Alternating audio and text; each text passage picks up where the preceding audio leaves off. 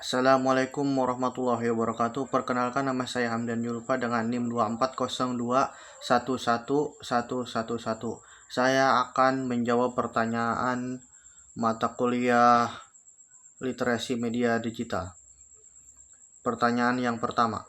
Jelaskan bagaimana budaya digital dapat menjadi penguatan karakter bagi manusia modern dalam konteks keberbangsaan.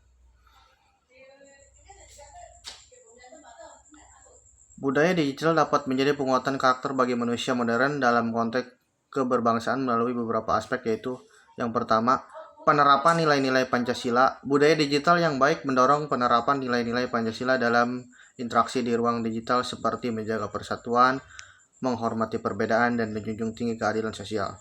Kemudian yang kedua, meningkatkan kesadaran diri dan etika digital. Budaya digital yang kuat membantu individu untuk lebih sadar akan dampak perilaku mereka di dunia maya, menumbuhkan empati dan mencegah penyalahgunaan teknologi, sehingga membentuk karakter yang bertanggung jawab dan beretika. Kemudian yang ketiga, mendorong kecintaan terhadap budaya dan produk lokal. Budaya digital dapat dimanfaatkan untuk mempromosikan, melestarikan, dan mengapresiasi budaya serta produk dalam negeri melalui konten-konten positif di media digital sehingga memperkuat identitas nasional dan ketahanan bangsa.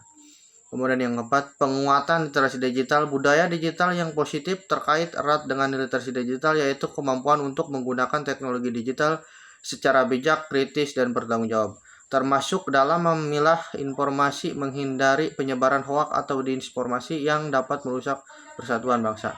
Kemudian yang kelima, membangun ruang diskusi yang sehat. Budaya digital yang baik mendorong terciptanya ruang digital yang menghormati perbedaan pendapat dan memfasilitasi diskusi yang konstruktif, bukan menyebarkan ujaran kebencian atau perpecahan. Kemudian pertanyaan yang kedua. Jelaskan bagaimana cara menjadi warga digital yang Pancasilais dan menjadi konsumen yang bijak dalam ruang lingkup digital. Menjadi warga digital yang Pancasilais yaitu yang pertama, berpikir kritis dan menyaring informasi. Biasakan untuk memverifikasi sumber informasi, mencari perspektif yang seimbang, dan berpikir kritis sebelum menerima atau menyebarkan informasi di ruang digital untuk menghindari hoaks dan misinformasi. Kemudian, mengutamakan nilai-nilai Pancasila. Terapkan nilai-nilai Pancasila dalam setiap interaksi digital, seperti membina kerukunan, menghargai perbedaan, menjunjung tinggi hak asasi manusia, mengutamakan musyawarah dan bergotong royong. Menyebarkan konten positif, sebarkan konten yang positif, inspiratif, edukatif, informatif, dan produktif. Hindari penyebaran ujaran kebencian, pencemaran nama baik, atau provokasi yang memecah belah. Menghargai hak dan privasi orang lain. Pahami batasan berekspresi di ruang digital, dan hormati privasi orang lain. Hindari cyberbullying atau pelanggaran privasi. Kemudian pertanyaan yang ketiga. Jelaskan bagaimana literasi hiburan dapat membantu kita dalam memahami dan menghargai karya seni dan budaya yang berbeda. Berikan contoh kasus yang ada di lingkungan Anda mengenai perubahan media dan budaya.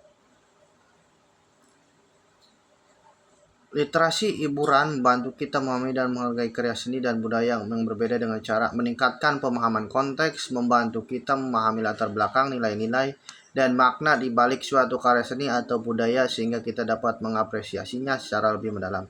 Membangun empati dan toleransi melalui paparan terhadap berbagai bentuk hiburan dari budaya yang berbeda, kita dapat mengembangkan empati terhadap nilai-nilai dan perspektif orang lain serta meningkatkan toleransi terhadap perbedaan.